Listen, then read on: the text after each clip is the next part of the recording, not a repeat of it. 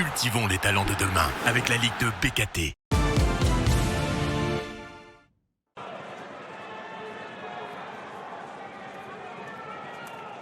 Au lendemain du départ de son coach Benoît Thavenot et de son coordinateur sportif Frédéric Antonetti, Bastia accueillait Clermont dans son stade Armand Césari. L'objectif, se relancer après un début de saison sans victoire. Et ça commence fort pour les Corses avec ce ballon en profondeur pour Jérémy Sebas. L'attaquant martiniquais croise sa frappe, mais Théo Guivarch intervient parfaitement. Toujours en manque de réussite, le martiniquais n'a plus marqué depuis le 15 août dernier.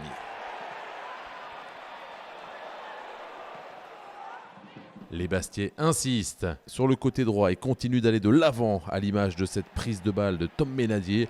Le latéral trouve Jérémy Sebas, nouvelle frappe cadrée, nouvelle parade de Théo Guivarch. La révolte attendue est bien là côté corse, la réussite elle n'est pas au rendez-vous. Nouvelle occasion pour le Sporting à la 43e minute, ballon sorti par la défense clermontoise mais mal relancé par Ibrahim Koulibaly. C'est récupéré par Zakaria Harris qui centre pour Christophe Vincent. La reprise de volée du milieu de terrain s'envole. Bastia domine, Bastia pousse mais sans réussite. Christophe Vincent, auteur de 5 buts l'an dernier, n'a toujours pas trouvé l'ouverture cette saison. 0-0, c'est le score à la pause. Clermont, qui reste sur un succès à Guingamp et un bon match nul contre Montpellier il y a 3 jours, réagit enfin au retour des vestiaires. Abdellah Bahalal profite de ce contre favorable pour s'échapper, mais le jeune milieu de terrain marocain manque le dernier geste. Le CF63 n'est pas dans le coup, toujours pas de frappe cadrée pour les Clermontois dans cette rencontre.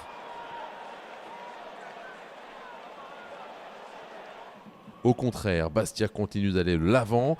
Ballon sur le côté gauche pour Zakaria Harris. Le latéral provoque balle au pied et rentre dans la surface. Son centre trouve Jérémy Sebas, mais la reprise de l'attaquant du Sporting s'envole.